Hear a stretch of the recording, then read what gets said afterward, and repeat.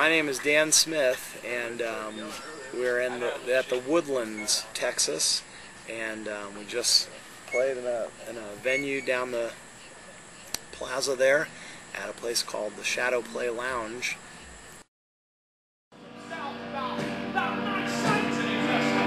don't want to die. I won't let you die. I'm not sure for black people. The points going towards the ground like columns. Her fingers reaching towards the bottom. The jokers are holding on candle. The steam is calling. Bending over each other. Running around, throwing out the answers. Most people may know, at least who maybe watch my video blog or whatever, or follow what I do, know you out of the hip-hop realm, and I know you're kind of doing the talk music thing. I guess tell me a little bit just about what role hip-hop plays in your life, if any, at this point, and what you're doing as far as music. Here's kind of the short history of my music career. Junior high and high school and some of college, I was really interested. I grew up in Missouri, southern Missouri, in the Ozarks, and I was really interested. I got a rap tape, a hip-hop tape, when I was 11 years old. I was just really interested in it, in the genre. And I don't have really any history other than just kind of listening to some hip-hop and just really being interested in having, like, just like someone that might get a guitar, a drum set, or in those formative years. And I was just really interested in it. I made a lot of hip-hop music in this group called Lab Click, and then also in Deep Space 5, when we started Deep Space 5 in 1997.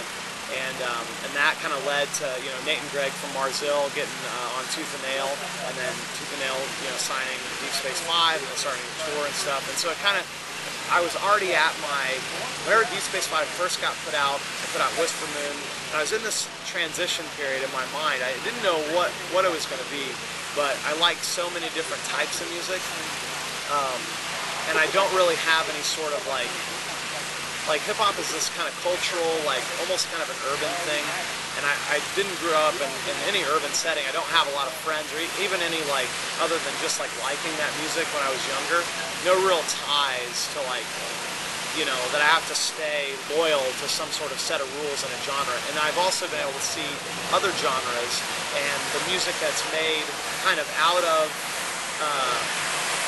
irreverence, or not irreverence, but just like some bands being done with, with the rules of that genre, and just saying, you know what, we're not going to make that. We're just going to love music, and whatever comes, we want it to be straight from our hearts, and make some honest music, and not be like, well, I'm going to make the best hardcore album. We're going to get together and we're going to make it sound like the best hardcore band that's out there. We're going to make it sound like the best hip hop that there's ever been, instead of just saying, this is where I'm from, and I'm going to make something that is honest from my point of view, our point of view.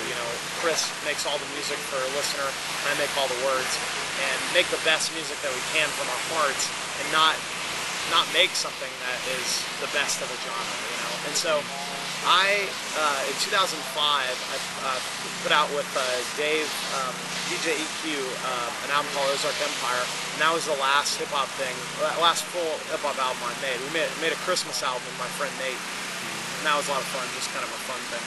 But, I started touring homes and playing in people's houses, and playing potluck dinners, and being one-on-one with people, and just like, and didn't have that kind of stage kind of a setting or promoter relationship. It was just fans, people who knew my music, whether it was from Whisper Moon or Ozark Empire albums, or Lab Click stuff, or Deep Space 5 stuff, or hip hop stuff, or whatever. It was just fans and friends, and so they invite me into their home. And so what I started seeing is I had to change up my set. It wasn't just a bunch of clubs. It wasn't just the same sound system every night. It was just different rules, and like you can't be too loud this night, or you can't we were playing in attics and basements and backyards and front yards and living rooms and kitchens and just wherever, and people would just come and bring food, and we'd just pack it in. And so after a while, after looking through people's faces, I realized that and after also the song Train Song, that I have to write words and music for people and not for a genre, from my heart.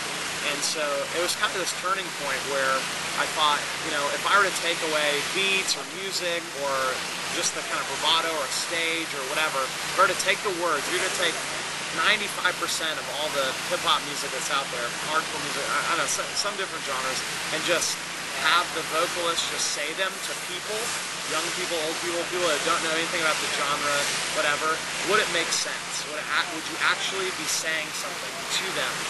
You're going to take so much of rap music is just nonsense. It's just blah, blah, blah, blah, blah about skills and cars and clothes and things that don't have any, that don't make any sense in this world, you know?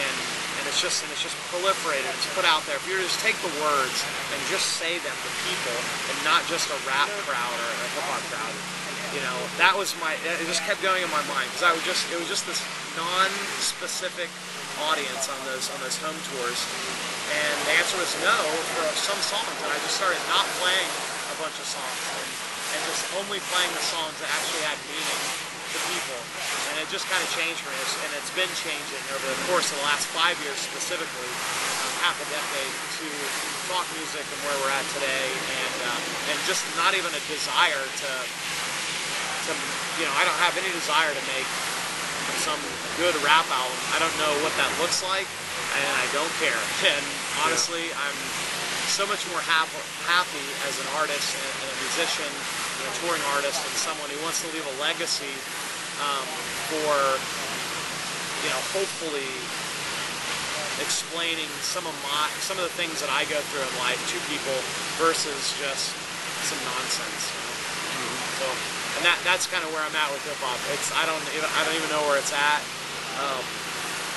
I know whenever every now and then when I get glimpses of it, we might play shows with it. I see some glimmers of interest or of people kind of doing. Not even if they're doing a thing. It's not even an avant-garde thing. It's not an artsy thing. It's just someone who has a point of view and takes what they know about their genre or their history and puts their personal stamp on it and actually says something to me, to the audience, actually says something, basically. And so every now and then I'll catch a glimmer of it, but mostly it's just the same, you know, done over garbage, you know, for lack of a better word, and not garbage. I mean, it's someone's heart and soul, so you know, I can't say that, but it's the same proliferation of a genre that just, I don't know, just kind of keeps trudging along, but without really any, that I feel any real amount. I don't know. That's just my 2 cents on that genre. Just because I've been around it for a while, and I haven't been around it for a long time, you know. So I don't know too much about it anymore.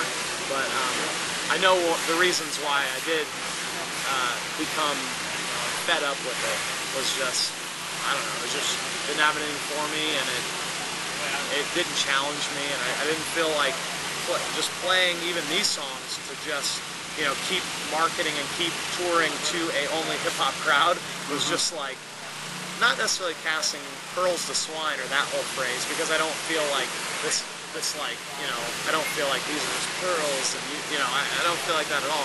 I feel like it was more just like, I don't know, just people weren't into it, and I'm okay with that. I'd rather play for people of all kinds than just a genre.